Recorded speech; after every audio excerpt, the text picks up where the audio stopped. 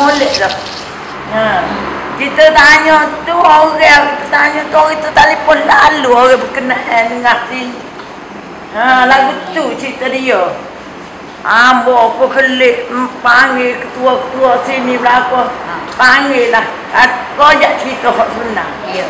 Ha, siapa ambo minta balik piti. Oh, ambo wi ko loya tu. Kita kutip mula piti loya. Atau tak nak. Ha, lagu tu ha. Yo magre royak gerai kata gerai sin gerai lain gerai no cino no royak weh jahat tak jahat lemon ni anaknya sini Empang dah tempat ni jauh comel pak comel pohon kita susah payah cari sini ada sini 40 tahun 40 dah oh ni lah kita mati dah itu yang berasa hati dah. Abang pergi sendiri, baru ni ni. Abang pergi. Bukan gila abang, baru ni. Orang cerita baru ni.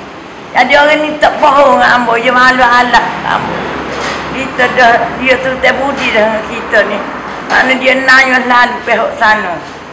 Tak nak kayak kita lah. Tak apa.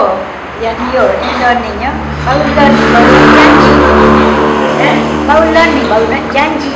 Janji nak ugo tu, janji nak ugo ni, janji nak ugo ni, janji. Tak ada. Dan nak suruh benar pilihan raya. Asal mula-mula benar nak cerita.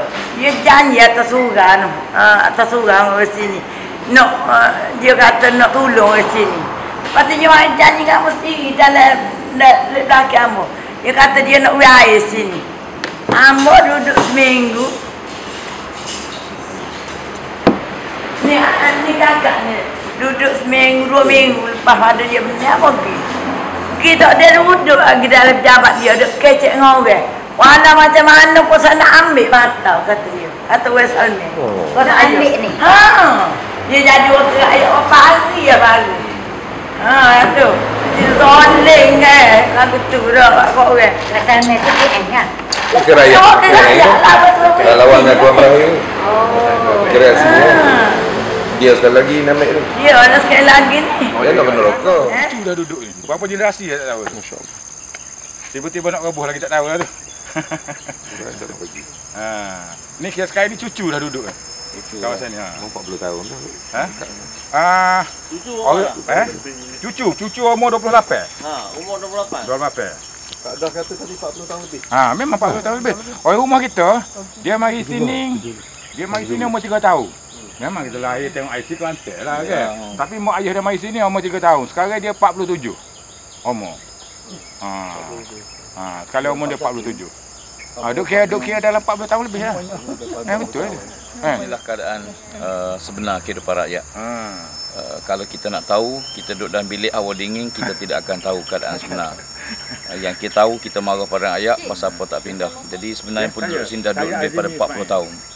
Sebagai penduduk asal Bandar Pusat Jengka. Dan kalau kita nak komplain pasal pembangunan dia tak ada, puncaknya kerajaan tidak bagi hak milik. Jadi kita yakin kalau kerajaan bagi hak milik pada penduduk, mereka akan bangunkan bangunan dengan lebih baik, lebih tersusun, lebih teratur.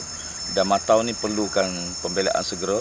Dan PAS kita, Watan Pakatan Rakyat, kita beri jaminan kalau sekiranya kita mengambil alih teraju kepimpinan negeri, insya-Allah isu Matau kita akan selesaikan segera. Air kita akan bekalkan air bersih pada penduduk dan hak milik kita akan berikan pada penduduk.